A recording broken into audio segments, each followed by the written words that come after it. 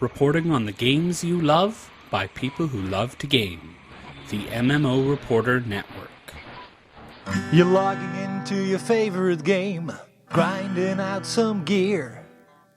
A couple of points added to your stats, and you have a virtual beer.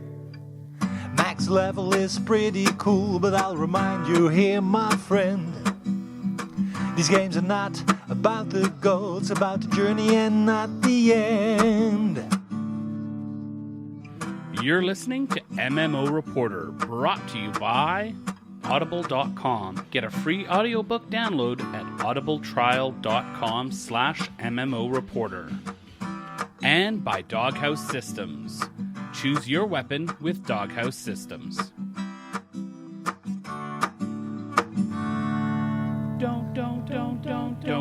Don't forget about your ults you need to cherish. Each and every little character you've got, no matter what level they're at.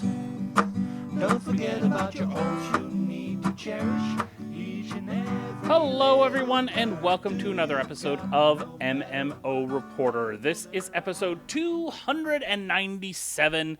I am Chris, and I'm joined as ever by the ever so elegant Mr. at MMO Bill. Hello, Bill.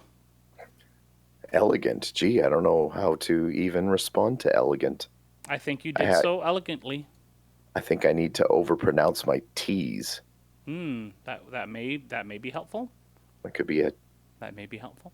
Top filter instead of a pop filter for that.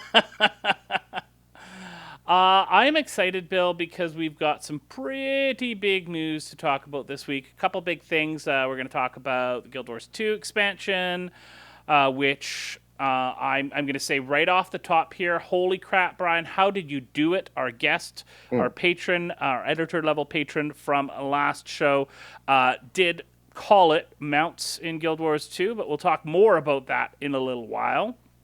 And good call. The hobbits are not going to Isengard. In fact, they are going to Mount Doom and have arrived. The Mordor expansion has launched for Lord of the Rings Online, and I have had a chance to play it. And Bill, you're going to play it soon. It's going to be exciting. I have it on my list. It's going to be fun. And lots of other stuff as well to talk about. So there's just tons of news, and I'm excited about that, Bill. It's not the usual summer doldrums of... what are we going to talk about tonight, Bill? Well, it's getting into that season where you've got Gamescom coming up, you've got PAX coming up.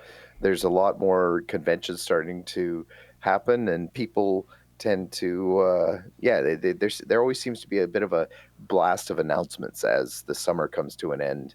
And I know some of our listeners are going to be thrilled to hear this summer's coming to an end. Others are going to be thinking about back to school time. Shush. None of that. It's a time. It is a time.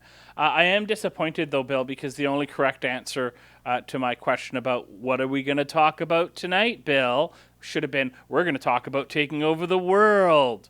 I thought about that, but... I'm just sad, Bill. I'm so sad. How many years has it been since Pinky and the Brain was on TV? I don't know, like decades. Yeah, like we're very, very old. Shut your mouth.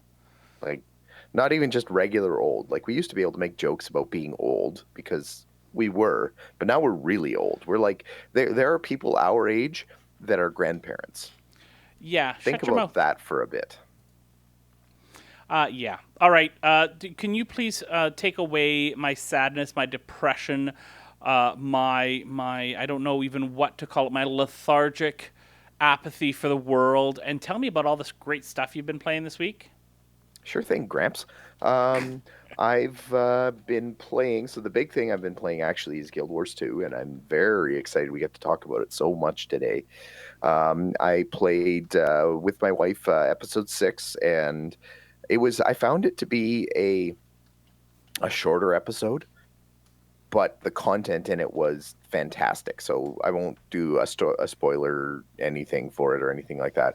It does take you to a new zone. The new zone is down in the ore region. There was a lot of speculation that they were actually going to kind of repurpose one of the existing Orion zones, which they didn't. They added a brand new zone, so there's still no retooling of anything there. Which good, bad. You know what? I am going to talk about it right now because there's Guild Wars 2 is kind of always passed on the message that every one of their zones is a bit of a snapshot in time. Like, there's not an expectation that the zone is going to evolve and change as the story changes. They might do that a little bit here and there, like NPCs getting dropped in places to help continue a story or something like that. Like, for example, when the Traherne / Khalidbal quest went into the Sylvari city. But for the most part, it's a snapshot in time. So when the hints were starting to happen that they were going to go back to Ore for this final chapter, it was people thought, oh geez, well maybe Ore isn't going to be this dreary, undead-soaked place as much anymore. Maybe it's going to get updated and changed. And I know I've spent so many hours cruising through there. I'm so tired of undead in those zones that I was kind of excited for that notion too. So I was a little disappointed in that sense that it was a new zone, but the new zone is so fun. It's huge. It's got lots of achievements to it. It's some pretty creative areas, I thought, some new mechanics that weren't in there before. There's a world boss that's fought completely or almost totally while gliding, which is kind of cool. Yeah, it's I really enjoyed that. And it's set up the expansion. I found I am going to get a hedging spoilers here a little bit, so sorry in advance if it's spoiling anything. I found that the story was a little bit less dramatic than compared to episode 5. Like I thought the reveal and the finale in episode 5, and even in episode 4 for that matter, were kind of a little bit more dramatic than 6. Like 6 was almost predictable in where it wound up. So that was less. I thought that was a little bit disappointing, but again, it wasn't awful. It was still worth playing. So I'm just excited to be back into the Guild Wars 2 swing of things now. So really cool there. I have been keeping up in World of Warcraft as well too. I'm basically just doing dailies and gold farming there. And it's more out of habit. Like the summer hasn't really lent itself to a lot of gameplay for me, so this is kind of an easy thing to sit down. I know my goals in World of Warcraft are very clear. I'm just paying for my subscription. That's basically it. And yeah, I don't hate it. It's not my favorite thing to do. And every once in a while, I can catch myself saying to myself, ugh, doing the old WoW chores again, eh? Oh well, let's get it over with. As opposed to excitedly sitting down and carving out some game time and everything like that. So I'm starting to wonder if this is just the way it's going to go for World of Warcraft, if it's going to be a slow descent, or when 7.3 gets its announcement, which I'm expecting like momentarily, basically. If that's going to kind of be a renewal for it. So I'm hoping it'll have a boost of excitement. I would love for my time to feel torn between, do I play Guild Wars 2 for fun? Do I play World of Warcraft for fun? Do I play something else? Oh, what do I do? I miss that. It's been a while since I had that. Yeah, I think this is also part of the, going into year 2 of this expansion now. And neither of us has ever stuck around for year 2. Well, not never. Since Wrath, I don't think either of us has stuck through and been active in World of Warcraft into year 2 of an expansion. We tend to leave, I'd say, half to 3/4 of the way through year 1. Don't play most of year 2 until we ramp up again for the expansion at the end of year 2, which is the pattern for the last little while. I would be really curious about what their retention numbers are through this expansion compared to previous expansions. Because I would bet a decent amount of money that it's actually a greater percentage of retained customers from launch day on Legion to 1 year later compared to just about any other expansion.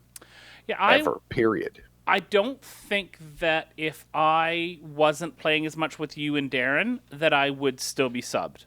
That I would still be using tokens or whatever to pay for the game. I think I might be on a True. break from WoW if it wasn't But for that. that also means that, I mean, even if Darren and I are the only ones keeping you around, how much does that get replicated? Right. Because obviously Yeah, I Darren know. and I Yeah. are sticking around. So Yeah. for other people, what's keeping them around? If it's their friends are sticking around. So that's kind of what I'm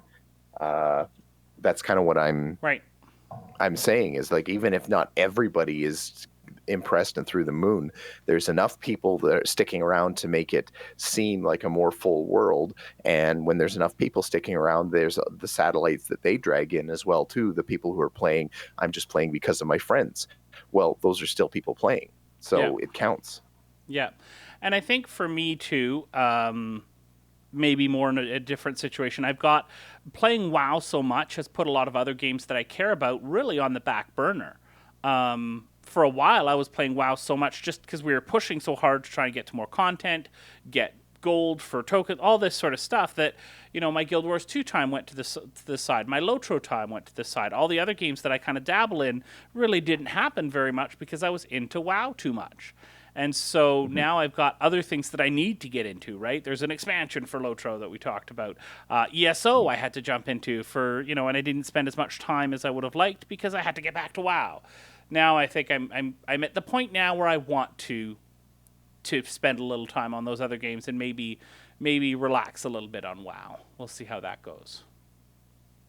Okay, so for me, I have been playing, this week mostly LOTRO. Has been my biggest thing.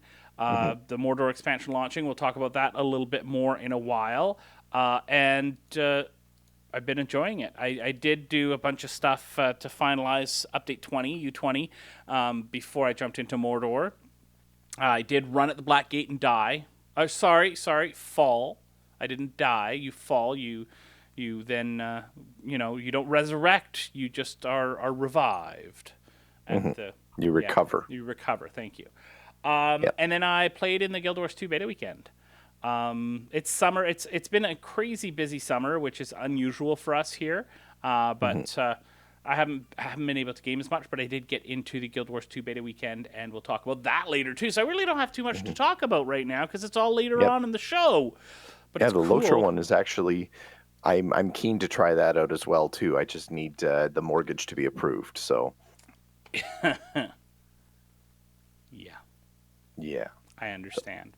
I get the joke. It's just not funny. It's okay, moving hilarious. on. Chat room. Let's.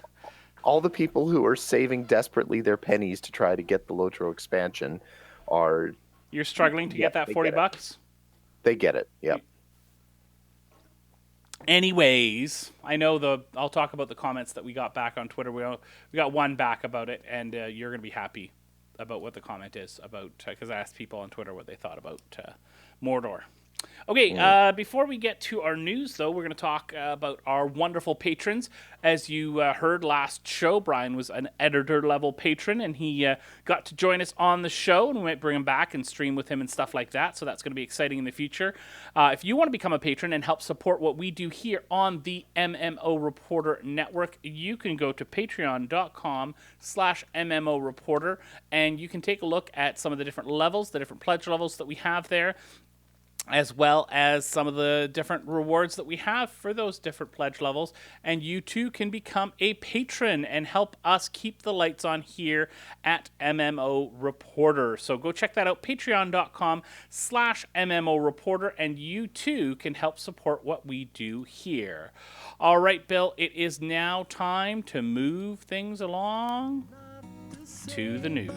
If you only knew how easy it can be to pull the boss from me.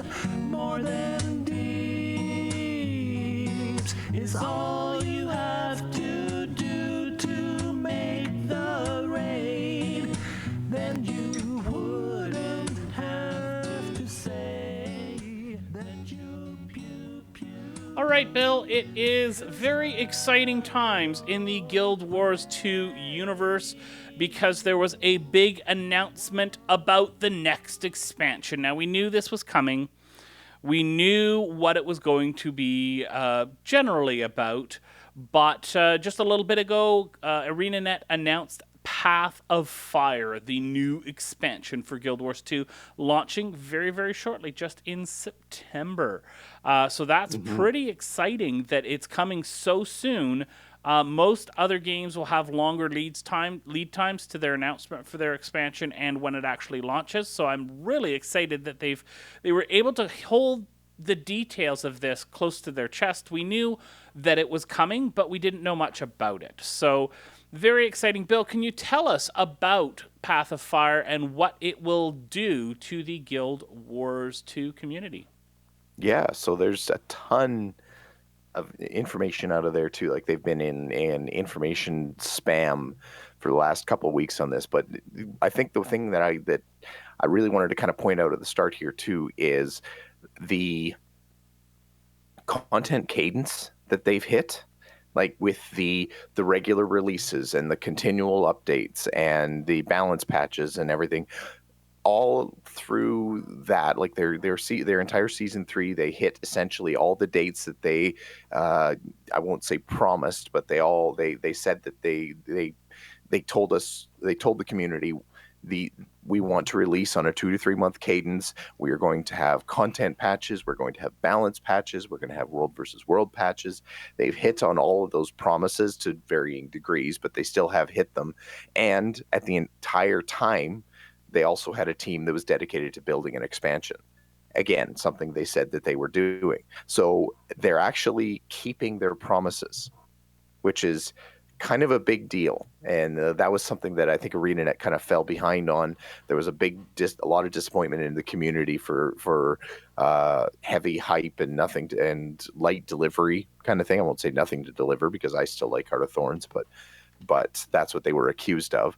And I think they're really doing an excellent job of changing that reputation as being a company that actually just they under promise and over deliver, or at least promise and deliver. Yeah. So this is cool. So Path of Fire anyway has landed. It's the logical next step in the Living Story series that's been released over the last year and change after Heart of Thorns.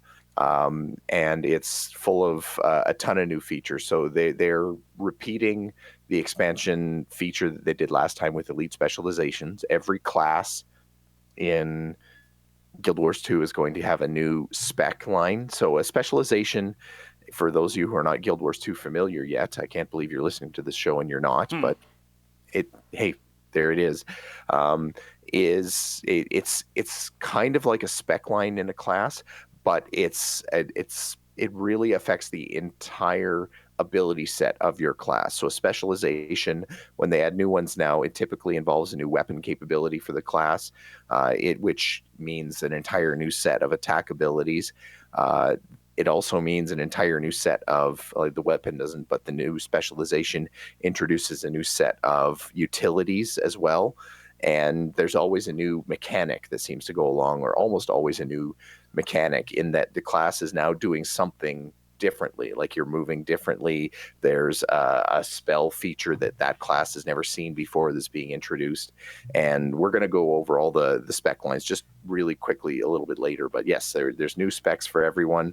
There's a whole new zone, which is, by all reports, gigantic. Like it's already apparently as big as or bigger than what was released with Heart of Thorns, and then most of season 3 on top of that. Right, there's So several new zones, but you were Yes. referring to a new land area rather than specific zones, right? The new land area, so they've released the new map already, and you can kind of see the region that they're focusing the expansion on being the southwest area, which is deserty, but also has some new. It's bordered by a bunch of snow-capped mountains, and it's a fairly diverse region. But the theme looks very kind of African plains. It is what it reminds me of. It's almost like it's kind of. Would you say it's a little bit of a African themed, like North African era? sort of? I'm trying to remember Guild Wars 1, and all of our listeners are going to be screaming at their screens right now as they listen to this or in their cars. But in Guild Wars 1, they released expansions that were standalone game, basically, the standalone game in this specific area. And this reminds me of the area, because I did play through Guild Wars 1. I just don't remember the details of it. It reminds me of the area that had the one class that did the whirling, like it was almost like a whirling dervish sort of idea. Yeah, the dervish. Yeah.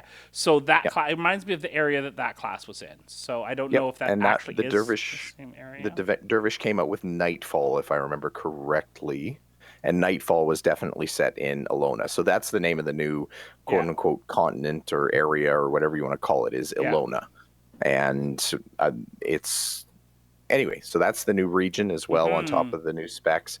Mounts are being added to the game, as Brian Nostradamus us last week or last episode. So that's pretty exciting. That's kind of exciting. And the mounts are a little bit different too. Like in most games, mounts are just a straight speed boost. They're there to get you faster, or they're there to kind of imbue the ability to fly. And that's it. It's generally a quality of life speed improvement. The mounts in Guild Wars 2, so far I haven't noticed a huge speed boost. The speed boost is there, but it's not like doubling your movement ability or anything like that. But different mounts grant different movement abilities, so like dashes or like water skimming or vertical jumps, or like it's you basically would use a different mount if you need to traverse different types of terrain, like if it's vertical terrain versus like gaps or anywhere where you need to do long jumping, or if you have a lot of water that you have to deal with or anything like that. So it's they're putting their own little spin on the mount, on the mount trope in MMOs. I mean, there's a whole bunch of other things. They're adding kind of a bounty system.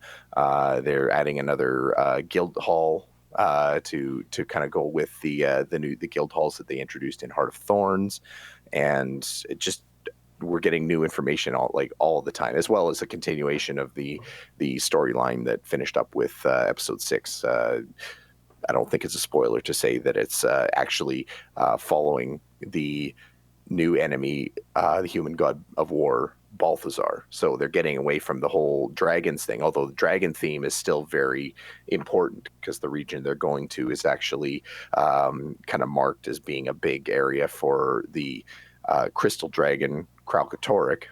Getting a little bit lore geeky here, just deal with it. Sorry. Not sorry. And so you've got Balthazar as an enemy, you've got Kralkatorrik as an enemy, and they've got kind of an undead prince in this region as well, named Palua Joko. Is that right?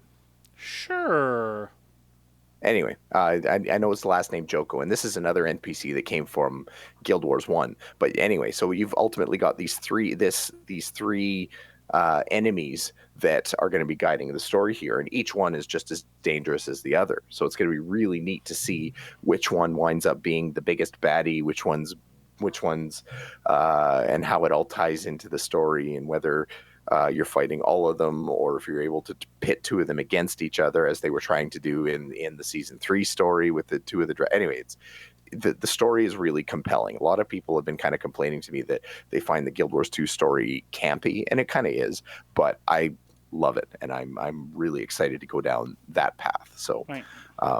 Anyway, I could keep going, but it's pretty exciting. It's pretty cool. It is. This is a good expansion, and it's all the better because it doesn't feel rushed. Like, it doesn't feel like they're trying to catch up from a gigantic content drought. They're jumping straight from the regular cadence into a new expansion. So it kind of just has almost the flavor that it's been baking nicely for quite a while, and now they're delivering it when it's ready, instead of trying to answer a big multi-month content drought that people were fleeing from. Well, although that also has this regular cadence of stuff, does, I feel, a little bit take away some of the weight that often comes with an expansion release of this, rush of new stuff. It is more than what the Living World story has been, easily, right? Mm-hmm. But because we've been getting stuff so regularly, it just feels like, oh, okay, this is the next thing, right? Like, great, okay, yeah, next thing, not, oh, yay, expansion, yes, yeah, like, oh, I've been waiting for this. But think about that too. What other MMO is out there that actually works on that kind of cadence and doesn't wind up with a drought right before the expansion? And mind you, a lot of games aren't even doing expansions like they used to either. Too, like the whole expansion experience seems to be softened, including Guild Wars 2. Like it's I go back in the old days because we're both very, very old. I'd like to keep reminding people of that, how old we are. It used to be that there was the big gap because there was this big box expansion that you'd go down to Best Buy and wait in line to get, or EB Games or whatever, and it would have to be big enough to justify this whole new box that you had to go down and buy. Right. Whereas now an expansion in an MMO it's almost more like a big update. Yeah. So yeah. So I was just playing a little devil's advocate of sort of. You know, there is something to be said for that big event. And I do think once we get close to it and we're about ready to play and it's about to go live, I think I will be excited like I am for any other expansion because I'm a sucker for this stuff. But, yeah. And I already am. Like I think this is, and this might be my own hype meter, but this is right. This is the right way to do this.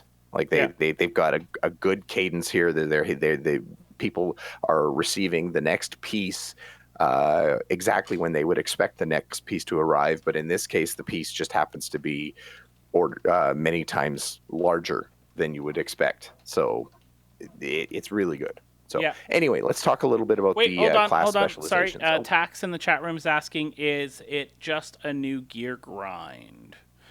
Gear grind is not quite the same thing in Guild Wars 2 as it is because it's just not the way that the game is built. There's still the grind for legendaries and those sorts of things, but it's not the same thing where you're just trying to bump up your eye level all the time. I don't know if I've had any gear upgrades throughout the entirety of the Living World season. Maybe little stuff, but not. I've added a bunch of ascended items, but the power difference between say the gear that you could buy easily at level 80 when you've first gone through and got your first character up to 80, and the gear that a 5-year veteran has that's been playing night and day all the time, in terms of power, the difference is very small, like probably smaller than any major MMO that I've ever played. The big thing in Guild Wars 2 is always Fashion Wars. It's going out, getting a new style, unlocking account features and that kind of thing. And as well as, again, playing the story. So I would say no. I definitely wouldn't call it a gear grind. Compared to Legion, which is absolutely a gear grind from the very beginning. The difference between your character power level from day one in World of Warcraft Legion compared to kind of raid tier is gigantic. Like you feel like your character has morphed into this whole new thing by the end, and that can be really cool. I'm not trying to even say that one is better than the other; it's just different. But to answer the question directly, no, it's not a gear grind. Guild Wars 2 doesn't really do gear grinds. It has grinds for sure. Yeah, everything is a grind that you want to achieve, and I would say argue just about every MMO. But it's still fun, and there's enough goals to make it think that you're not being put on just one track that you have to follow. Yeah. Long answer to a short question. Absolutely. Excuse me. So Anyway. let's jump into the elite specializations and go through here quick. Yeah. We don't want to spend too much time on this, so let's go through quickly. We'll jump back and forth. I'll do the first one, you do the next one. Sure. So Shoot. the first elite specialization is for the warrior. It will be wielding daggers. It is called the Spellbreaker. And your idea here is that you are basically counter magic, whereas other classes may be adding more damage or whatever. You are going to have a skill called Loss Aversion, which is going to grant adrenaline I'm just going to make sure the sound is off here when I play this. There we go. Is going to adrenaline to the Spellbreaker and deals damage to foes upon removing their boons. And Enchanted Collapse synergizes with this by removing additional boons in the area around an enemy whose boons have been stripped. So you're basically anti boon, right? Yeah. So the cool thing about this is, and this is my wild speculation theorizing here, that most of the people that are taking the warrior class in Guild Wars 2 are probably people, or many people anyway, are people that don't want to deal with magic. They want someone who swings a big sword. They want to bash things, and magic is kind of like the antithesis to what the style that most warriors play, and then how the class was kind of built. This is kind of taking that needle and moving it up to 11. It's because it's not only saying no to magic, it's saying no to magic really loudly so that everyone around you can't use magic either. It's saying no to magic with a big middle finger. Exactly. So I think it's really cool that they're kind of running with that notion of not only just being a non-magic class, but actually an anti-magic spec. Yep. Okay, go on to the next one, Bill. Yeah, so the next one, and this one is really cool. So this is for the engineer, which is already a very cool class if you're looking for something that's different from a kind of MMO trope.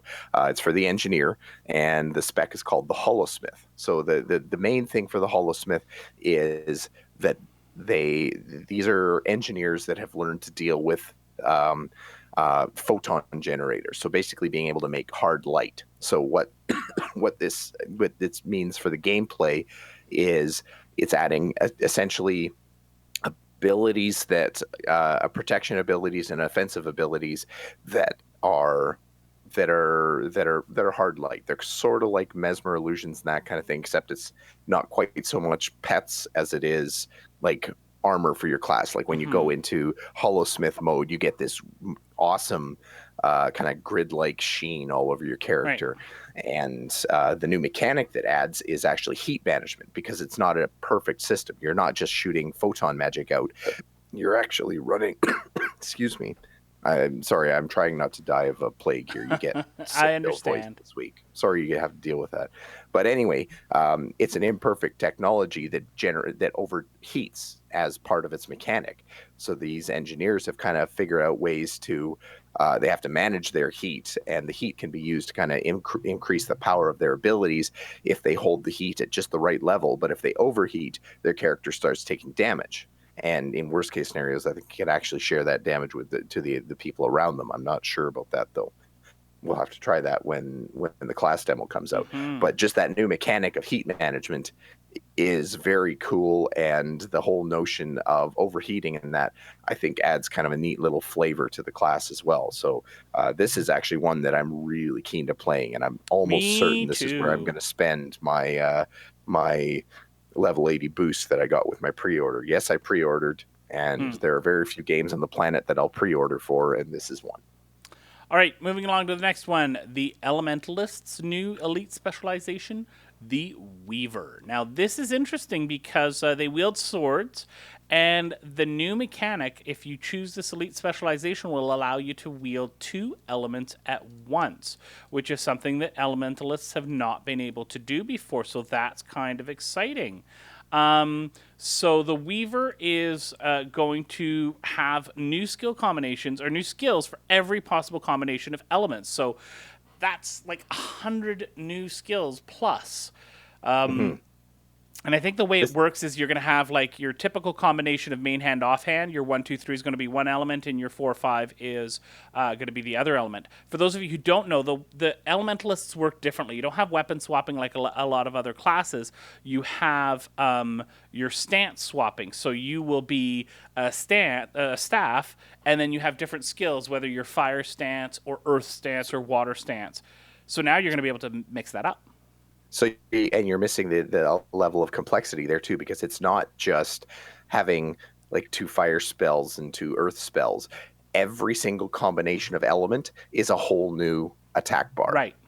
So if you're earth water, you've got 5 abilities that are a combination of earth and water. Yeah. If you're earth and fire, it replaces all 5 of those abilities with 5 completely new abilities Yeah. that are earth and fire abilities. Yeah. So it's not just like your first 2 are fire, your second 2 or your last 2 are water, and the middle one is kind of a mash. Every single one is a mash of all these abilities. And that the thing that makes this really impressive is that they've basically added an entire game's worth of new skills just to the Weaver here. Like this is a huge add to this class. Huge. And I'm amazed. I'm actually really impressed that they took that on, because it's a cool idea, but I can only imagine how daunting that must have been right at the very start to say, how are we going to do this many new skills? Right. So it's exciting. Anyway, yes. So the next one is the Firebrand, which is the elite spec for the Guardian. That one was adding. I actually am almost questioning myself. I believe the new weapon they're adding is the torch. No, it was an axe. Me out on that? It's axe. It's an axe for the Firebrand? It is. Pardon me. I think I must have got that mixed up, because all their abilities or most of their new abilities are fire related. Correct. I don't know Guardians. Guardians they can already is probably use torch. The class that I've played the least, so pardon me. I did play it in the beta though, so I'll talk about that in a bit. But the Firebrand is kind of built around a special sect of Guardians from the Crystal Desert that are very focused on battling Plojoko and the Undead Prince that I mentioned earlier, and really keeping the lore alive, like being protectors of the lore. And a lot of their abilities are about summoning pages and books and kind of generating effects from that. So it looks kind of cool. Yeah. So far, my least favorite elite spec. I have to pick one, and I'd say this is the one that bores me the most. I was just going to say that about the next one we're going to talk about, which is the Revenant's new elite specialization, the Renegade. I'm just not really all that excited about this one, and I'm not quite sure why. Revenant is my main class right now through Heart of Thorns. I mained a Revenant through that. And the idea that you can now use the short bow and another range, which is nice. I often get in trouble, only being stuck with hammer ranged for my my Revenant, and the idea of being able to call upon the members of the new soul that you call upon, her warband, to help you on the battlefield is kind of cool. And of course the new soul, who is that? I forget her name. Where is it? Kala Scorchrazor. Scorchrazor. Yeah. Yes. So that's kind of cool. Group damage boosting, all that sort of stuff. It's nice, but I'm not as excited. Like, I look at the Hollowsmith, I'm like, oh yes, I need to do that. I need to do that. But with this one, I'm like, okay. And for me, I'm a little torn here, because the Revenant is a very cool lore class as far as I'm concerned, because it's going back into the Guild Wars 1 lore and the lore of Tyria and now Alona and everything like that, and finding the heroes and giving them kind of some relevance in the new game. And I think that's a very cool lore mechanic. A lot of people are calling out Kala Scorchrazor as maybe not being the best choice for a hero to add to the Alolan expansion, because she wasn't really that related to that region. Like her lore doesn't fall in that space. So it is a bit of an odd call. It's not completely out of place, but it's like there were Alolan heroes that they could have reached out to. I personally think they really wanted to try to grab another race rather than just add continual human heroes and that kind of thing. And they did a good job of that with the initial Revenant as well, because you had the one hero, which was Hero. His name was Shiro, pardon me. Shiro, yeah. Shiro the hero. Shiro yes, the I hero. said it. But they had a demon in there as well. They had a dragon. They had a dwarf. They had a centaur. So it's very racially diverse. Yeah. And I feel like they really wanted to reach for. I think they probably had it in their head that it was gonna be a Char, no matter what, because the Char are very lore heavy. Like they're huge players in the history of Tyria and Guild Wars 2. But anyway, the weapon I like, because I found the hammer to be just an awful ranged weapon. It's just dumb. It feels clunky and Yes, big, and I agree with you. it's a ranged option. So I'm glad it's there, but this seems like a much better ranged Yeah, option. So I'm happy for that. And the abilities seem a little bit more. I kind of like the idea that a lot of the abilities are calling out where it's summoning members of the warband, and Kala Scorchrazor's claim to fame, or the big theme around her, is her leadership of her warband. right. So she's there to be a very kind of group aiding and kind of a leader, and the abilities are meant to reflect that. So this is somebody that's actually getting her warband out to help you, and it's using her ability to lead that warband to help the player character as well. So it's not as mind-blowing as what they're doing with the Weaver, or as fun looking as the Holosmith, but the Revenant is still, I think, one of my favorite classes, and this is going to be definitely one of the ones that I play. Right. Now you play a thief. You played a thief. You mained a thief through Heart of Thorns, didn't you? I about 50-50 with Okay. my Revenant and my Thief, and I picked away at other classes. But yes, so the Thief spec, which I will certainly be playing as well, is the Deadeye. And the theme around this is they're adding the rifle to the class, and it's very much built to be like a sniper class. So it looks like the class is very much kind of set up to be single target damage, big damage. So its main mechanic is kind of around marking targets and having that mark influence the amount of damage you do for the duration of a fight. So the longer that a target is marked, the more stuff that you can do. But there's also some sniping abilities that are staged to that too. Like the other mechanic that's kind of being added to the Deadeye is the ability to kind of switch into sniper mode, which kind of puts you into a stealth mode where you can't move to set up an initial big attack, and then have your abilities be a little bit boosted while you're stationary. So if you can find a way to be stationary, you can increase your damage. If you have to be moving around and that kind of thing, which is most of the combat in Guild Wars 2, then the Deadeye is going to be reduced. And it kind of looks like the Deadeye is absolutely not like a group damage thing. Like, you're not doing big spread damage with the Deadeye. This very much feels like this is a boss damage class. Yeah. So hopefully that means it's going to kind of shake its way into the meta when it comes to raiding and DPS and that kind of thing, because raid meta in Guild Wars 2 got stuck for a long time, where if you weren't a druid or a mesmer, or I should say chronomancer, sorry, you almost didn't have a place in the raid. Right. So I think most people, if they could have run 5 chronomancers and 5 druids, that would have been the meta. Yeah. Anyway, so Deadeye Sniper. Yeah, Cool. looks kind of exciting. All right, let's talk about the next one, which is the Mesmer, which is called the Mirage. So this one is kind of interesting because it has a little bit to do with the dodge mechanic, which is something a little bit different. So they are going to be adding, which weapon is it here? They're going to be adding Axe to the Mesmer weapon lineup. And basically, instead of physically dodging attacks, Mirages are going to use their Mirage Cloak to force attacks to pass harmlessly through them. It can be used offensively or defensively, depending on choices that the Mesmer makes. So activating the Mirage Cloak enables ambush attacks. Ambushes are available on the first skill of every weapon set and are designed to complement each weapon's playstyle.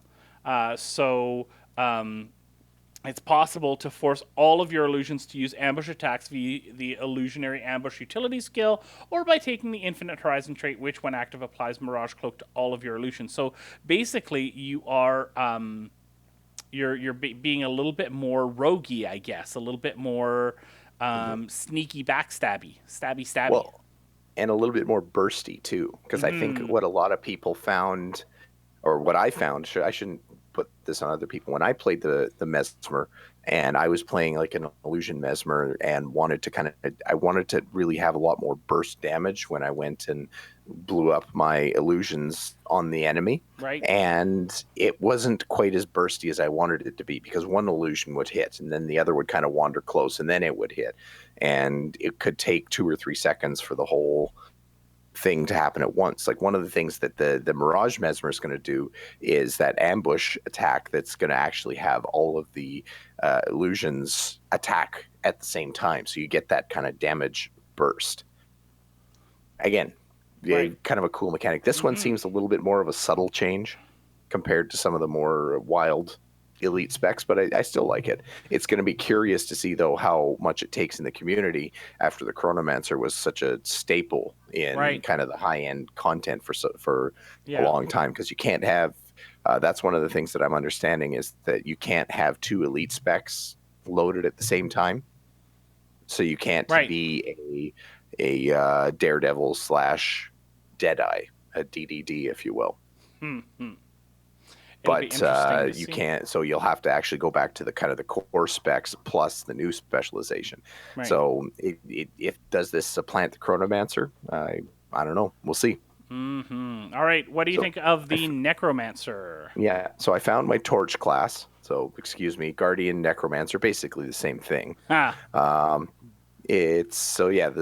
Necromancer elite spec is called the Scourge, and they're wielding torches, and their big change is kind of their summoning abilities are focusing more on shades rather than other more physical undead constructs. And the Scourge Necromancer, and I this is another one that I'm a little bit vague on still. I kind of need to see the gameplay to understand what they're doing with this more.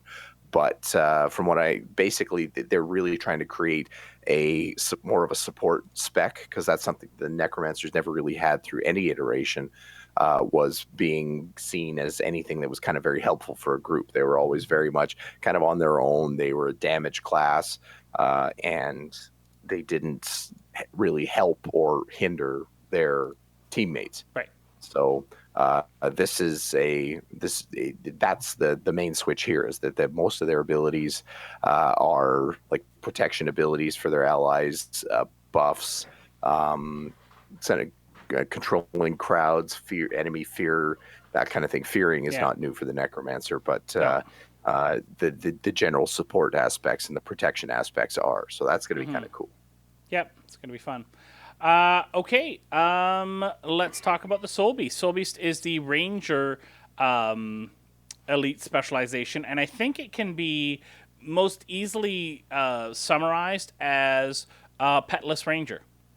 And the Ranger... Which people have been asking for a long time. Right. So I believe they're going to wield daggers now. At least that's what it shows in the video. And they're basically going to take on aspects of the pets. So each pet is going to fit into an archetype: stout, ferocious, deadly, supportive, or versatile. And each pet family can contain pets of multiple archetypes. If you want a supportive canine, merging with a Sylvan Hound will grant you bonus healing and some other stuff as well, right? So different animals will give you specifically different powers, although each pet family will generally be this, but there may be some other stuff. I'm really excited about that because, like you said, people have been asking about it for a long time. They really wanted this. Yeah, and pets are a little clunky in Guild Wars 2. I've never really been able to get around a ranger very well, and that might be a me thing, I don't know, but a lot of people have kind of wanted to be able to play a ranger without a pet and still be effective, and this is their chance to do it. So that's kind of cool. That is cool. It's not even kind of cool. No, it's kind of exciting. Okay, so that's the elite specializations. Why don't we talk a little bit about the beta weekend? I know we both jumped in a little bit. Why don't you give us your thoughts first, Bill? What did you think about the beta weekend? Did you have fun? Did you enjoy it? Was it exciting? Yeah, so I kind of gated myself on the beta weekend because I didn't want to spoil the story or spoil a lot of the discovery or anything like that. But I wanted to see what was going on, and I especially wanted to try out mounts. So I actually rolled up a Guardian, so that I could do the elite spec, the Dragon Hunter spec, because again, that's the one class that I haven't really played heavily, and that was fun. That was kind of cool.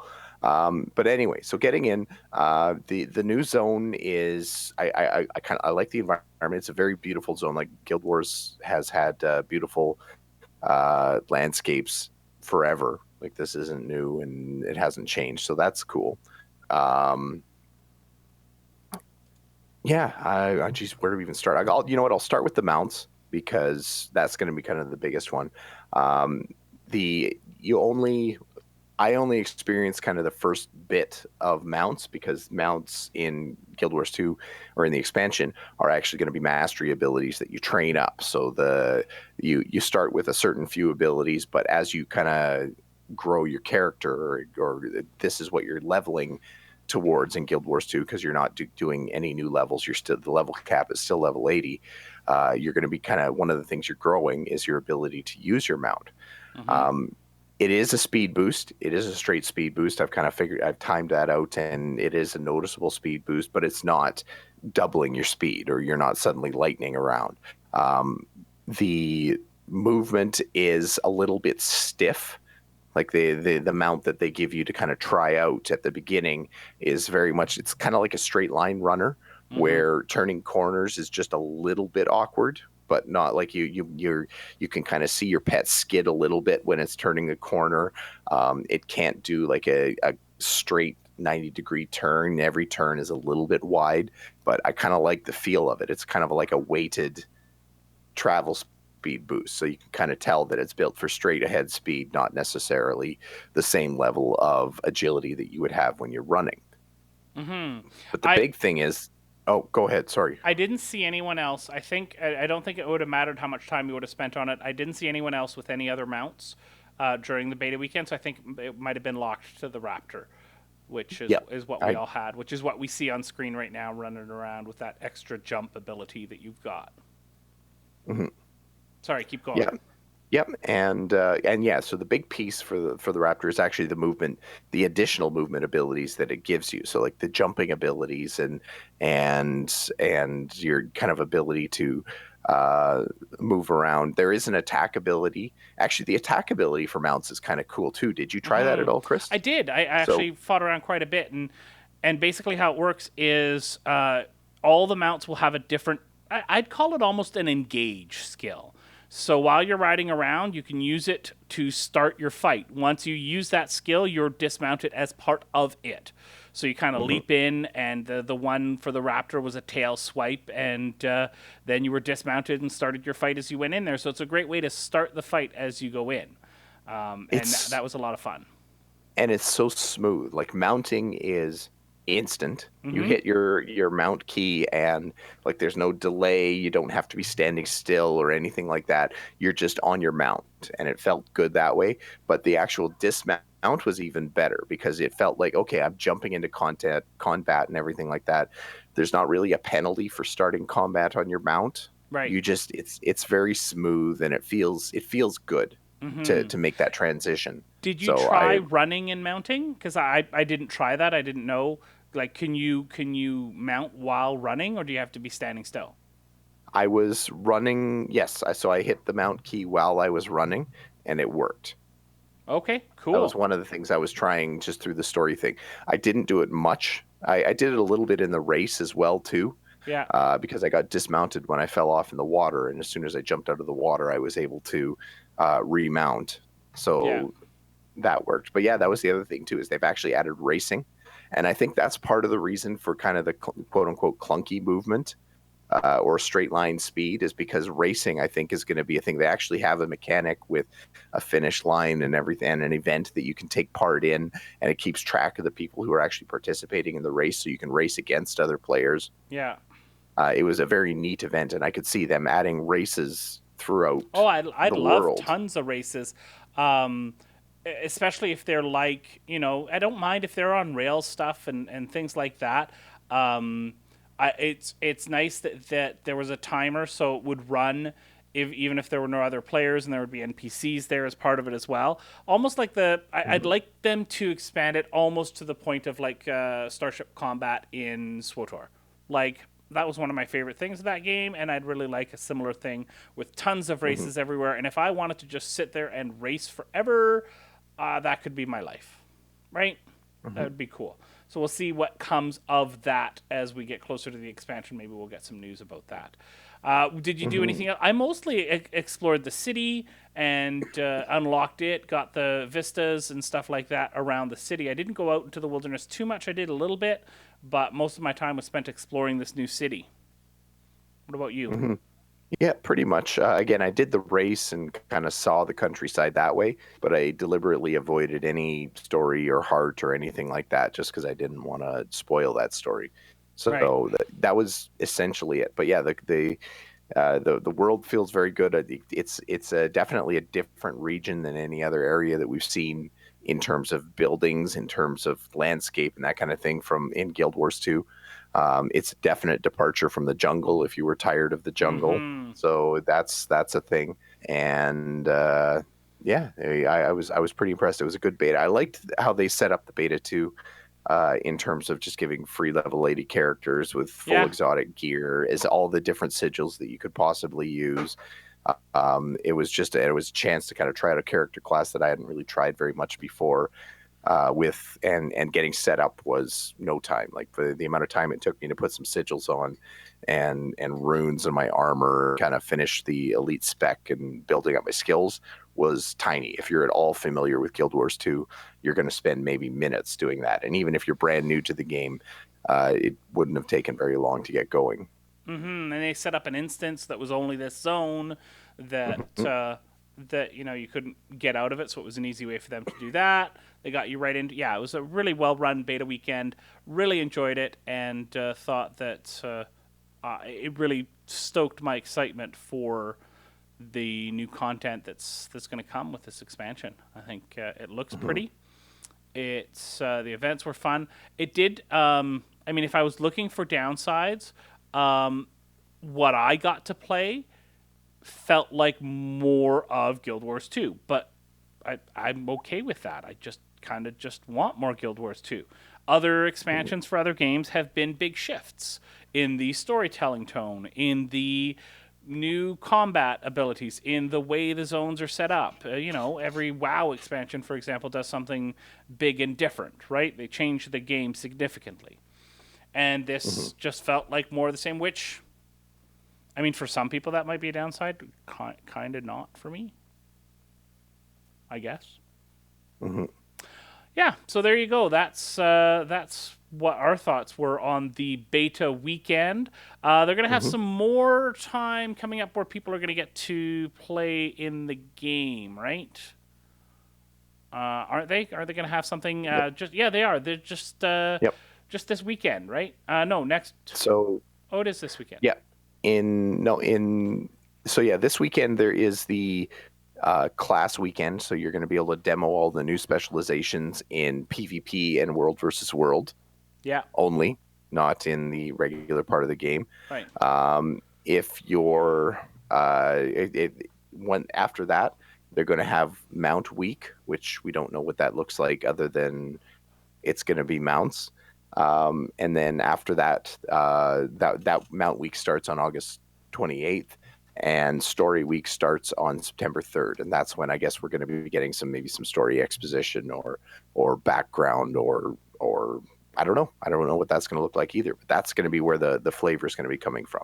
Yeah. And speaking of a little bit of flavor, the store update for this week actually contains a free season 1 memory chest, which Ooh. is going to contain cosmetics related to the season 1 Living World story. Nice. So if you're it's a small thing, but you can log in, claim your free chest from the store, and see what you get.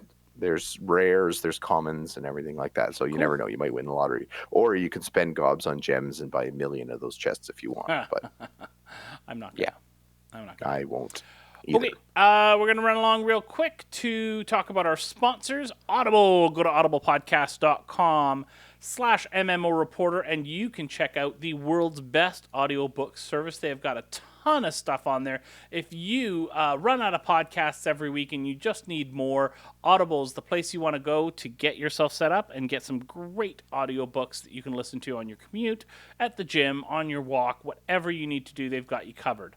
And of course, our friends over at Doghouse Systems, go to doghousesystems.com and you can use the coupon code MMO Reporter, and they are going to add a free solid state drive to your purchase. So go check it out at doghousesystems.com. Pull that world boss out a party. Run through trash, you'll be sorry. Take a bio break without announcing. They may not rhyme, but they're quite possibly the dumbest ways to die. Dumbest ways to die. Dumbest ways to die.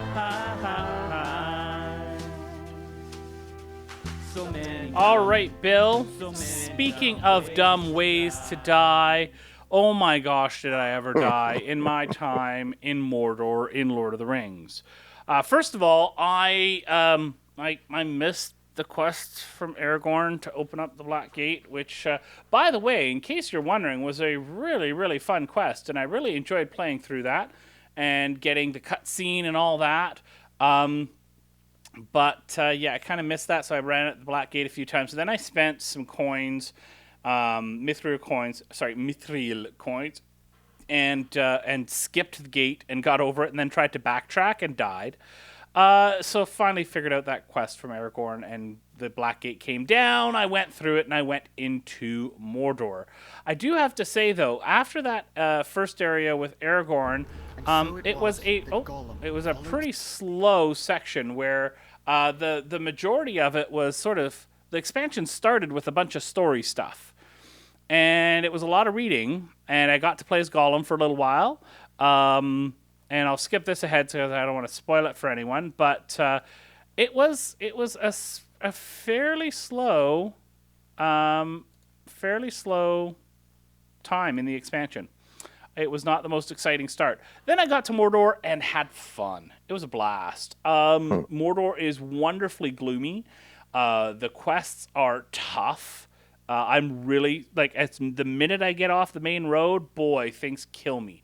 Like a lot. Like really bad. That's pretty normal from what I remember, in a fresh zone that you're not over-leveled for or anything like that. Yeah, I didn't do so well.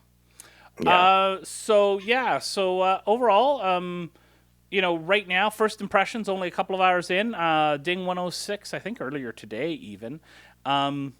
It's been a pretty good experience so far. But again, like Guild Wars 2, no huge revamps to the way the game plays. I'm just continuing on more of the same, which is just fine with me. I did ask for some feedback from our listeners, and MMOset, a good friend of this show and MMO Reporter as well, said that he's waiting until it comes out on Turbine points, LOTRO points now.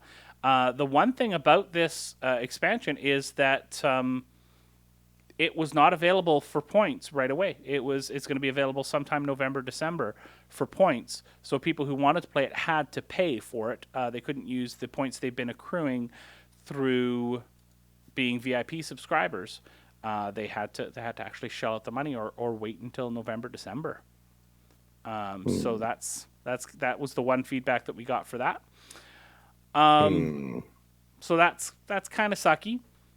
But the content is really good. I'm really enjoying it. I'm running through and killing all sorts of evil Mordor inhabitants.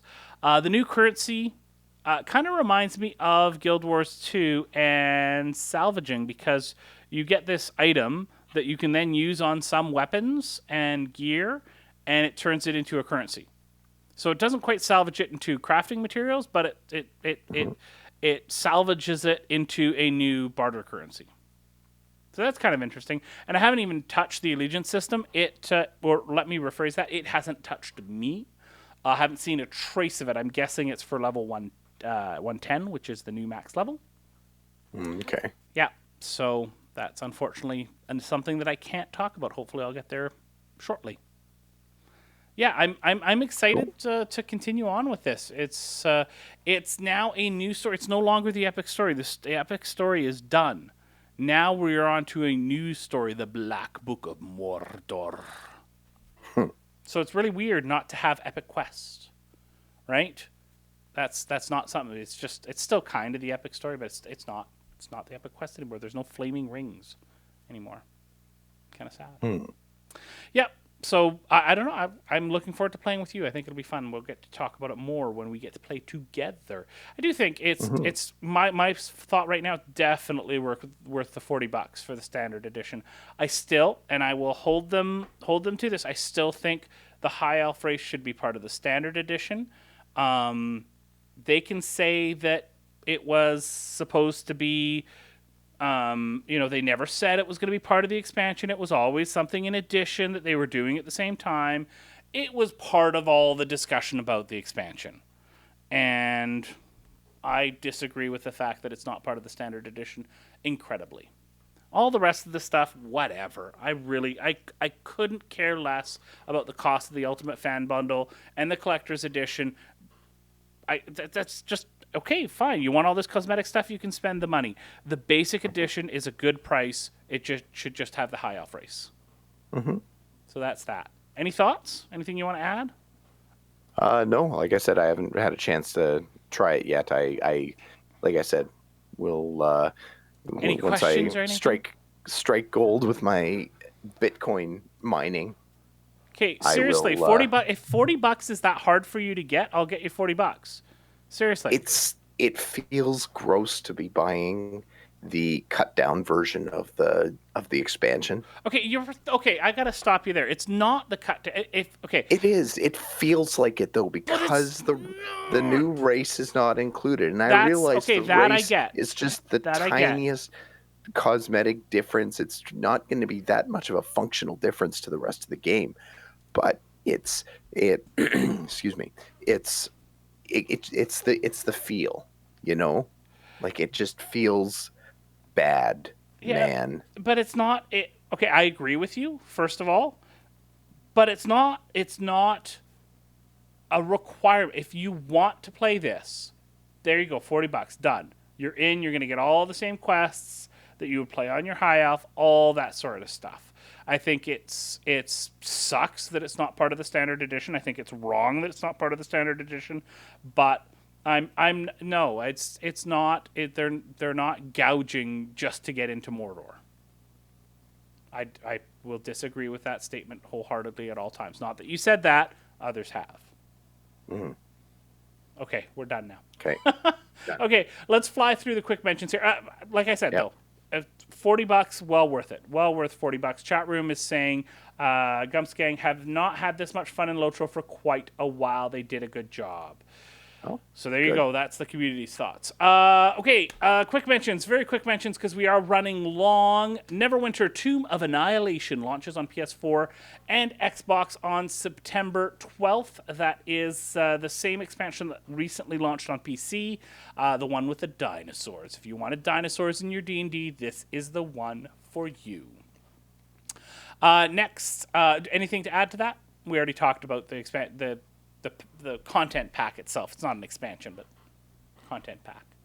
Anything to add? No? Dinosaurs. Good. Okay, Terra, Return of the Argons. This is going to be a new event that they are having in Terra, where they will be bringing some of the old bosses back to Terra, and you will be able to fight them in open world events, which is kind of cool. They're going to have all sorts of different things that you can do. You're going to be able to... where are they going to go? There. So there's daily invasions in Savage Reach, Spring Valley, X Prima, Highwatch, Arx Umbra, and Baldur's Refuge, sometime between 10 a.m. and noon, and again between 5 and 7, all Pacific time, by the way. And then they're going to have weekly invasions. Watch for server announcements for those. The most dangerous bosses will be appearing either in Fremont or in Worm Gorge. Oh boy, these names are wonderful. And those are going to be on Saturdays, the 19th, 26th of August, and September 2nd. And they've got specific times you can look for that in our show notes. The event rewards are going to be Argon loot boxes, which can give you chromoplasm weapon skins, plasma weapon skins, sky cycle or jet cycle flying mounts, and wearable accessories. So that's kind of cool. I've always liked Terra, but always got bored of Terra. Does that make sense at all in any way? Yes. Okay, good. I'm not crazy. That's fantastic. Eve Valkyrie is finally coming to PC, Bill. Yay! That's very cool. You might not be as excited as I am. I got to play this a few times at PAX, and I really fell in love with the game, and I never had any sort of VR to be able to play it, which was required before, but now you are not going to need that anymore. And Bill, it's going to be cross-platform. Cross-platform. So that's kind of exciting. I'm curious to see how that works out. So my recollection and my understanding of Eve Valkyrie is very much an arcade space shooter, which is A-OK with me. I'm really excited for that. Let's back up a tick here. Yeah. When you say cross-platform, does that just mean that it doesn't just mean that it's available on multiple platforms, but when you log in and do multiplayer, you could be playing against anyone on any platform. Okay, that's so that's what cross-platform means to me. Right here in the trailer, it says cross-platform, cross-reality. My thought is you're going to be playing with your friends on PS4. So Yeah, that would be cool. That's very exciting. I've always been kind of waiting for the game to really do a serious effort of that and see where there's real mechanical differences and everything like that. Everybody suspects it's there, but there's never been I shouldn't say there's never been a true test for it, but there haven't been many tests. Final Fantasy 14 is the one that jumps to mind for me. Yeah. Yeah. Okay, what are we going to be playing next week? Chat room, you let us know too, and we'll let everyone know as well. I'm going to be playing some LOTRO. Probably some more LOTRO and some LOTRO and LOTRO. Then I got some crown coins from ZeniMax to try out their new content, so I'll be talking about that hopefully next week if I can find the time to do that. Guild Wars 2, because Guild Wars 2, do I have to say anything else? I don't think so. And I think we've said a lot about Guild Wars 2. I gotta play WoW. Not just because I feel a responsibility to, but I'm starting to miss it now. I'm really starting to miss it, so I gotta get back into WoW. What about you, Bill? What are you gonna be doing? Well, for me, Guild Wars 2, I've picked up old achievements that I want to keep working on that I've let go for a long time. And I've been full hype mode for the expansion now, so I'm all set for that to happen. World of Warcraft, I'm going to keep on and keep it on. Like I said, keep on. I've got at least one more token in me that I can earn. I'm so close. Tokens are 150 grand now. That's just this crazy. time last year, Chris, a token 70? was like 25,000 gold. No. If you look at the history, I'm going to have to pull out the chart here. No, because when I really started buying them, they were over 50. When the expansion was new, they were about 30. Yeah. So I think just prior, it was actually even a little bit cheaper. Yeah. It's insane. Yeah. Yeah. Anyway. Okay, moving on. What else are you going to be playing? And I'm hoping to get into LOTRO as well too. I've got a lot of nostalgia going in there. I have heard nothing but good things about the content once you're past the purchase of the game. So I'm keen to try. Do you want us to do a bottle drive to help you with that? We could do a bottle drive. That would help. Yeah. Yep. A little bit of bottle drive, a little bit of maybe you can do a bake sale. Okay, chat room. Tax is going to be playing World of Warcraft and DCUO. That's another. Oh God, there's too many games now. DCO would be nice to jump back into. Gump's gang is going to be playing a lot of LOTRO and maybe some Path of Exile. Tax is also going to be playing the Necro class in Diablo 3.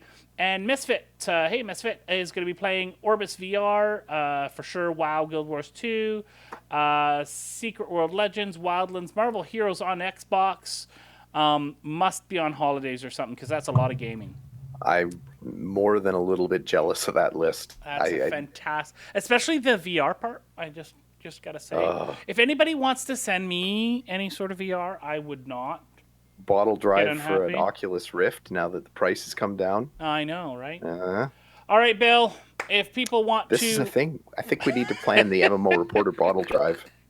If people want to get a hold of us, let us know how they want to help with the bottle drive, or what they have been playing, or what they think about Guild Wars 2, or how they're excited for LOTRO. How can they get a hold of us?